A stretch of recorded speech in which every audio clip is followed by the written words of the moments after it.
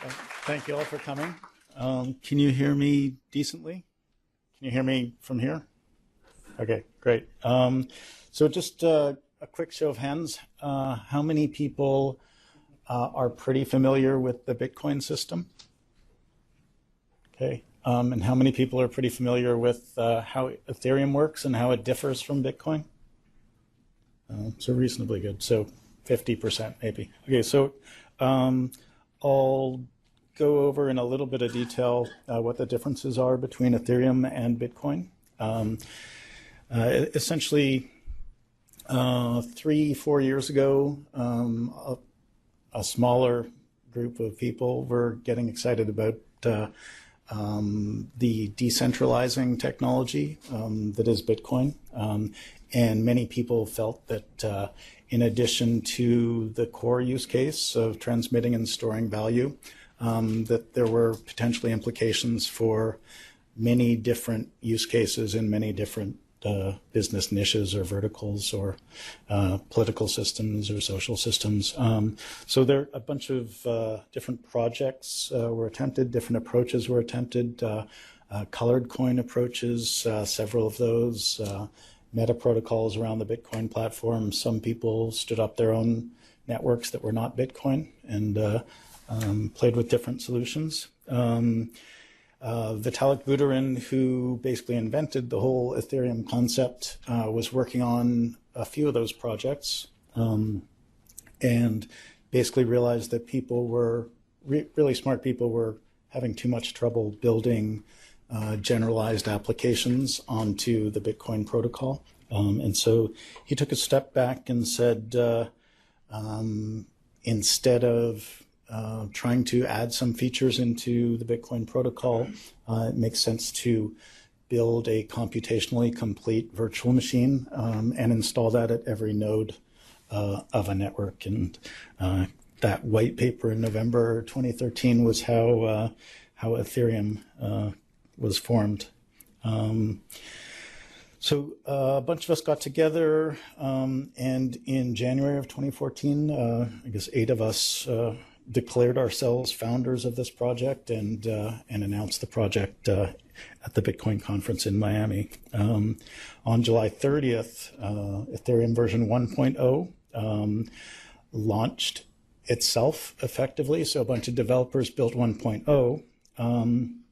And Ethereum, it's essentially a feature complete version, even though it's not quite scalable and probably won't be for a couple or a few years. And the Ethereum Foundation didn't really create the Ethereum network.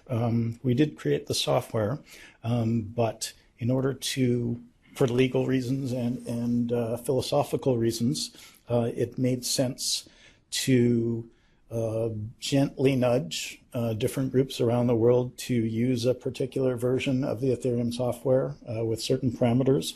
And essentially, many people around the world constructed their own Genesis blocks based on a recipe that they were given, and fired up the client that they downloaded. And we all watched in amazement as this tool, which embodied a new organizing principle for humanity, organized itself into existence. So 6 months later, there's a lot of interest currently. There's a lot of interest in different enterprises in building on private, semi-private, or public versions of Ethereum. And like Bitcoin, which gained a lot of attention based on the price of the token and based on the total size of the monetary base, this sort of activity is starting to happen for Ether and Ethereum. Currently, as of very recently, Ethereum has overtaken Litecoin and Ripple to be the second largest cryptocurrency-based platform behind Bitcoin. And so I think it's a market cap. I think it's around $200 million right now. So the Ethereum project built the world's first general purpose world computer. Its dynamics arise from a synergy of 5 different components that it shares with Bitcoin. These components fairly quickly are the blockchain, which is a decentralized shared database system. It's shareable in terms of data and stored procedures or functions that operate on those data in the form of smart contracts. It's shared between all entities on the system that maintain their own local copy of it. And so this sort of data structure enables different groups and different organizations to share data and share programs and trust that there is no central authority that is improperly manipulating the data, or no system administrators or CFOs or hackers are messing with the system, and you can verify that because everybody maintains their own local copy of what's going on. The second element is a cryptographic token. Not much difference there between Bitcoin and Ether. Third element is a peer-to-peer networking system. Turns traditional client-server architectures into peer-to-peer architectures where everyone's a client and everyone's a server. The consensus formation algorithm is different in small degrees from the Bitcoin algorithm. Essentially, it is currently a proof of work mining algorithm based or optimized for GPUs. Bitcoin is currently optimized for ASICs, which leads to the potential for centralization of the ecosystem. And as part of Ethereum's scalability plans, there's a 2-phase process. First phase will be moving to proof of stake, which I can describe later if anyone's interested. And the second phase is sharding the address space. Both those projects are about a year old and both have prototype code written. Peer-to-peer network system, they're quite similar between the two projects. Consensus formation and the virtual machine. In Bitcoin, the virtual machine is very simple, and it supports a simple programming language that you can't do much with other than send transactions between different addresses. There are a few different ways of doing that. On Ethereum, it's a computationally complete virtual machine. And this enables sophisticated applications to be built by average programmers within the full security of the protocol. So unlike Bitcoin, where you can share the data, but not really the behavior, not really the programs, on Ethereum you can craft an elegant data model and store that on the system in the form of software objects, and you can attach behavior to those software objects, and all of that behavior and data is shared. So these 5 components constitute a global computational resource. It's non-repudiable and censorable. All the good things of Bitcoin, plus a whole bunch more functionality. If we add to this blockchain-based computational resource other systems, especially decentralized storage systems or mesh networking, you get essentially a world computer. So it's a shared substrate for building global economic, social, and political systems.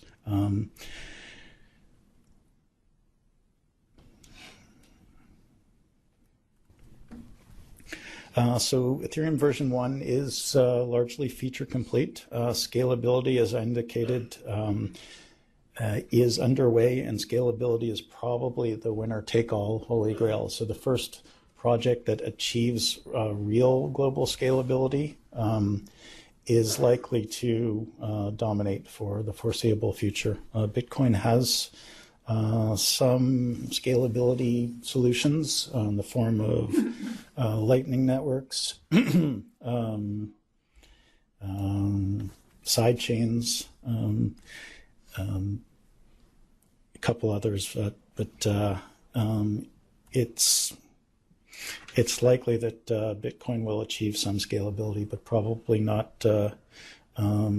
Probably have to become sort of back-end network for financial transactions rather than being able to scalably subserve a large number of transactions. So about 15, 16 months ago, it became clear that we were going to achieve our goal of building this world computer, this decentralized World Wide Web.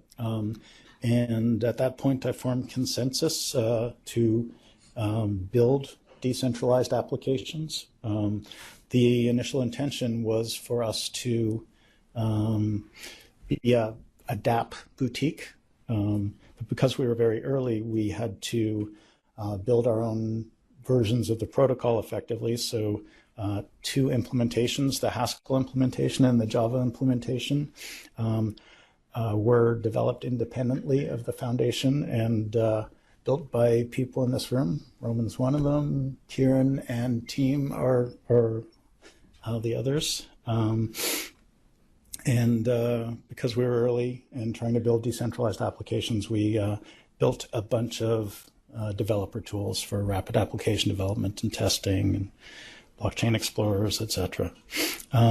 So a decentralized application is a set of smart contracts that serve as a shared database. And these smart contracts serve as your back end. A front end can be command line, it can be web application. dApps are essentially building a decentralized application involves writing, debugging your smart contracts, then injecting them into the public Ethereum blockchain. At that point, they are effectively assigned an address and are deployed within seconds across the global network. And then to interact with those things, your user interface generally forms a transaction, and you sign that transaction and inject that transaction into the network. So that means that basically every implement or every time a program on the system is used, it's done so through an authenticated and a granularly authorized transaction. So it is potentially a much more secure infrastructure for building IT systems. So Consensus and many others are building a bunch of components at the application layer of the ecosystem.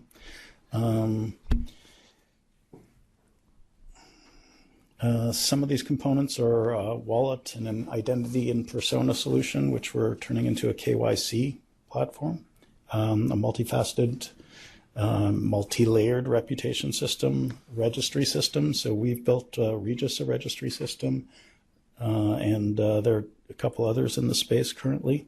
We built a token issuance and management system. We built a token exchange system.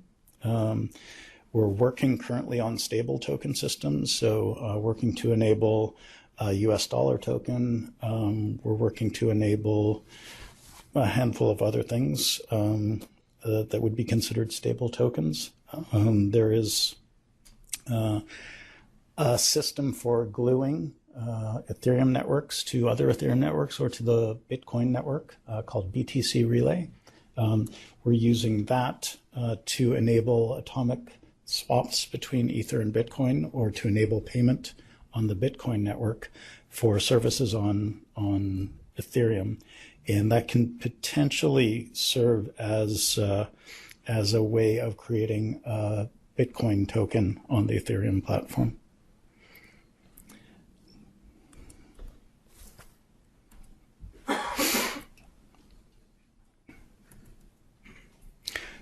So on these core components, we built a handful of applications. One is a triple entry accounting system.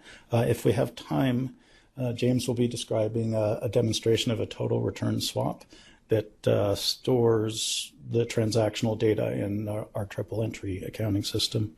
We built a smart document creation and management system. So you will soon be able to select clauses. Some of those clauses can be self-enforcing smart contracts, and assemble those into a document. So it could be an employment contract or a total return swap.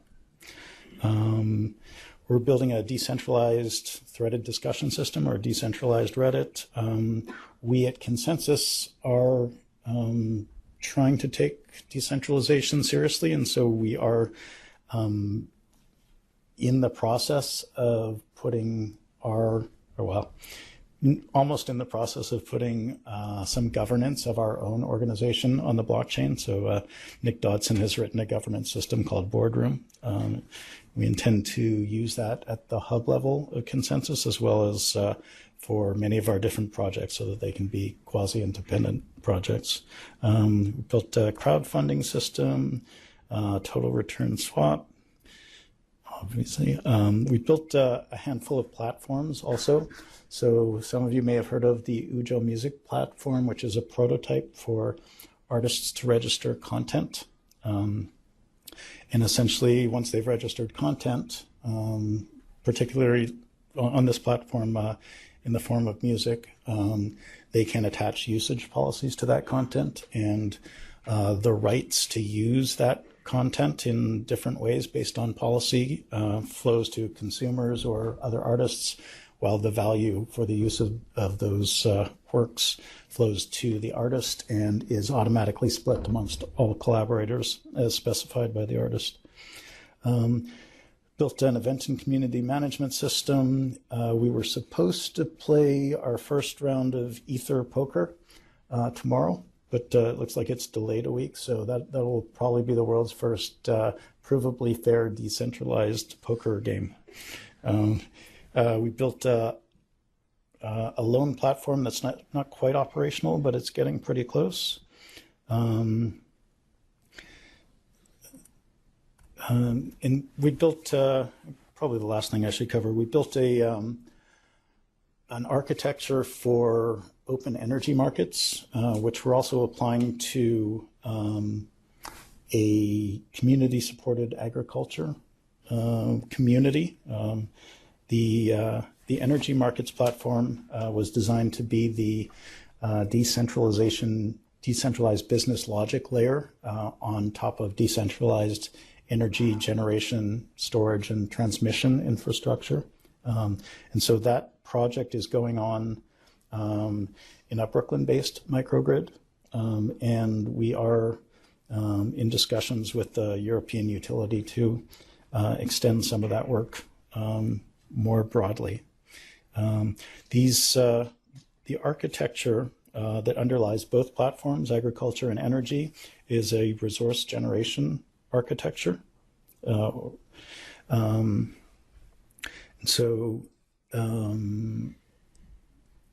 Generators in the form of photovoltaic arrays or farms produce resources, kilowatt hours or apples or potatoes.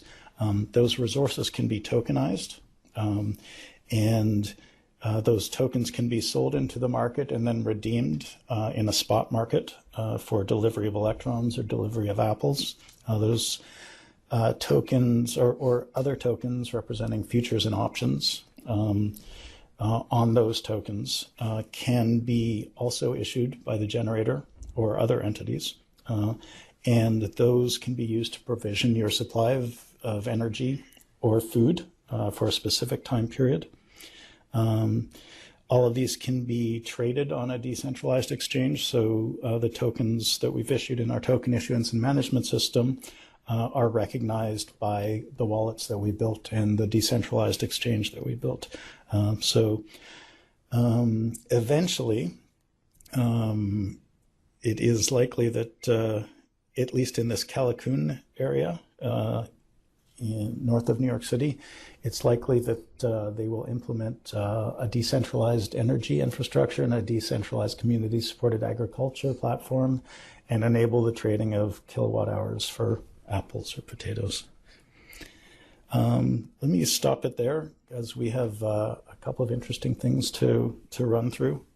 Kieran's going to demonstrate block apps, which is one of our infrastructures. We packaged up a bunch of tools and put them on the Microsoft Azure cloud for one-click deployment of private enterprise blockchains or private consortium blockchains. So some of their tools, some of Roman's stuff is on Azure and available for use.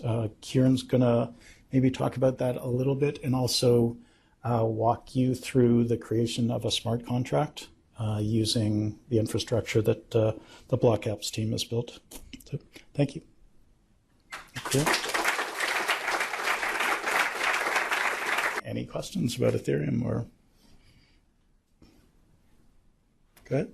Can you talk about the kind of utopian-esque feel to an energy transfer on a platform like this? I'm just kind of curious what Utopian-esque feel of energy transfer on a platform like this? Like, it seems pretty utilitarian to me. Fair enough.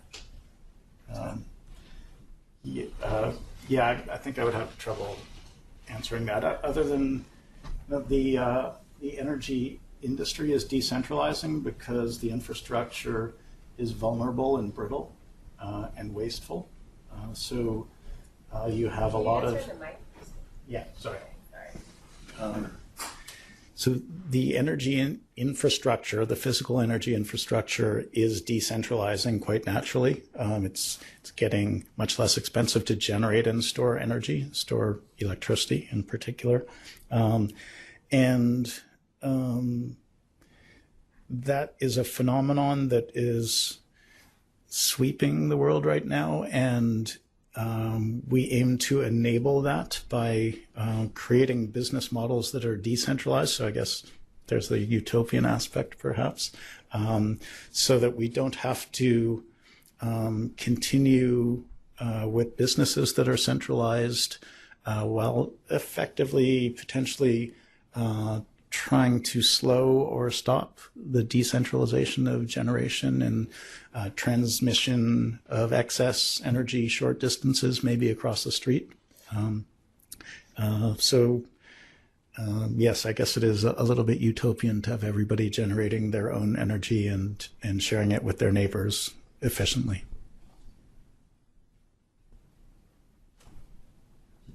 Good. Hi. Has there been any more development with either wallets, hardware or software? Wallets. Yeah, sure. So the Ethereum Foundation has built Mist, which is intended to be an Ether browser. So something into which you can load a user interface which accesses smart contracts that are on the blockchain. It has a built-in wallet, and you can load decentralized applications into it. It's not super smooth yet, but it's very usable currently as a wallet. We at Consensus have built a handful of different wallets.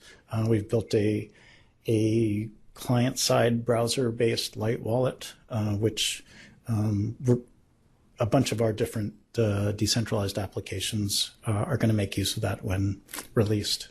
I'm thinking of something simpler, like I'm familiar with Bitcoin wallets, using their wallets. Yep. I'm thinking something simple like that. Let's pretend I don't know how to develop a decentralized app. Sure. Just want to store it. Yeah, so you can simply download the Mist wallet from the Ethereum Foundation. It's pretty elegant. CryptoKit released an Ethereum wallet. It's a group based in Toronto. So that's also client-side browser-based. Thank you. Sure. Go ahead. You mentioned that, like in the future, something can happen to the contract. We're working on a project right now of almost. We were reading a little bit on the Ethereum alarm clock, but say you have a trigger in the future, like on X date, you trigger something and say make a document declassified. Is that possible yet? To have a future trigger on them without a human interacting with that trigger? Yeah, so currently for version 1 of Ethereum, in order to get something to happen in a smart contract, you have to ping it. You have to send a transaction to it with some data or some command.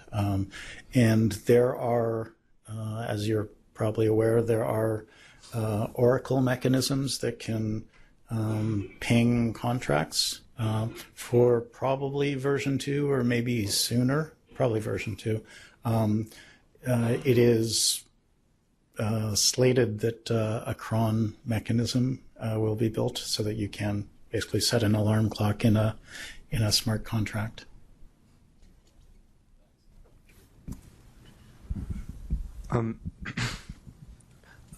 The sending and receiving of goods represented by tokens is super cool, and that's something I get. But would there, or do you foresee a way to be able to send, say, substantial amounts of encoded information via Ethereum, images, large text files, that sort of thing, or would it always need to be purveyed by a third party and verified by the contract? Sure. So a couple issues there. One is that data storage on Ethereum in the unscalable version is very expensive. So you don't want to upload music or movies or anything to the blockchain itself. And we use a system called Interplanetary File System, or IPFS, to store large blobs of data, and that can be hashed up, and the hash, which is also the URL, basically can be stored in a smart contract. When scalability is achieved in version 2.0, where you've got subsets of validators processing subsets of transactions in each time frame, then it is expected, in combination with moving to proof of stake, that it will be much, much less expensive to run computations and store data on the system. So maybe a lot more use cases for storing more data on Ethereum 2.0. Good. Would you speak more on proof of stake versus proof of work in Bitcoin? You mentioned you might say something on that before. Sure. So proof of stake is the first component leading towards scalability. Essentially, proof of work is a system that is expensive to run and wasteful of computation and energy and hardware. So the one thing that's really good about proof of work is that it is a good initial issuance mechanism for your token. If you start with proof of stake, which is basically where people who have a certain amount of that token have earned the right to process transactions on the platform. If you start with that sort of system, we couldn't come up with a good issuance model to issue the tokens fairly and widely. And so we chose to issue tokens by selling them for Bitcoin initially and sold them in 9,000 separate transactions. And then we figured, the real reason we chose proof of work was because we weren't confident enough in proof of stake, and we knew proof of work worked. And so in addition, it was thought that running proof of work for 12 months or 18 months or 24 months, however long it takes to get proof of stake finished, is another really good way of disseminating the token. So proof of stake in conjunction, it'll work in conjunction with sharding, but essentially proof of stake enables you probabilistically, depending on how much of your ether you've staked compared to how much total is staked, it enables you to be chosen as a set of validators to process transactions for a specific block.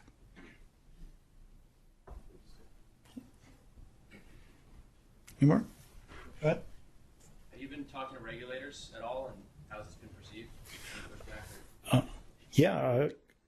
We have talked with a few, and so far there's no pushback. There's just a lot of interest and excitement about enabling better foundations for financial infrastructures and other infrastructures. So we're building a triple entry accounting system, and that sort of thing enables real-time comprehensive audits, enables real-time risk metrics and sensitivity analyses. It enables movement of compliance into smart contracts. rather than a head count of compliance officers in each organization. So the cost reductions are potentially enormous. I think regulators all over the world and in a variety of niches are extremely interested in what this kind of infrastructure can enable. One more? Go ahead. The concept of sharding is like truly incredible.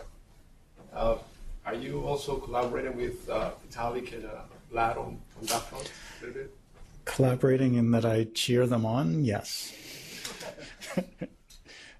So we talked about sharding in our first gathering in January 2014. We all rented a house together in advance of this announcement at the Miami conference, and yeah, we talked about sharding back then, but it started getting worked on after that, about a year after that.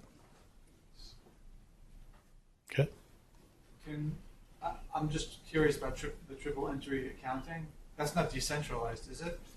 It is, yeah. So you've got one company with their double entry books on the blockchain and another company with their double entry books on the blockchain, and either journal entries in their books are linked in a transaction or they're linked in a smart contract. So you can imagine a business process being embodied by a smart contract where let's say it's a purchase and sale of something. You could have an offer in an email or on the internet, acceptance of the offer through signing, a cryptographic signing, down payment, invoice issuance, bill of lading issuance, tracking of the delivery, potentially all the way through to warranty issuance and servicing. So all of those things, like any business process you can imagine, can probably be embodied in one or a set of smart contracts. And effectively, instead of firing papers and emails around and having phone conversations, you can have all of your documentation accessible by all the stakeholders in that transaction. And the transaction is controlled as basically a state diagram, basically a set of state transitions with maybe some exceptional conditions. You probably won't be able to get everything right in the first business processes embodied in smart contracts, and so probably want to have exceptional mechanisms where if a situation arises, then you default to the legal system or some sort of arbitration system. Question? Go ahead. Start developing and testing contracts. I assume you have to purchase Ether to do that, and is there restrictions about that in New York? So there are no restrictions. Well, you can purchase Ether in New York. On certain exchanges, you would have to submit documentation. There's one exchange called Shapeshift that believes you shouldn't have to submit documentation. They're based in Switzerland, and you can buy amounts of Ether for different tokens like Bitcoin. In terms of getting started writing and testing smart contracts, you can just download the client and build your own private network. So that's how almost everybody, must be everybody, does it. It would be kind of foolish to be developing on the public network. It would get very frustrating because you're waiting 17 seconds for blocks. Whereas if you're using one of a variety of systems that are designed for development, it's much, much smoother. Sweet. You good? Okay. Thank you.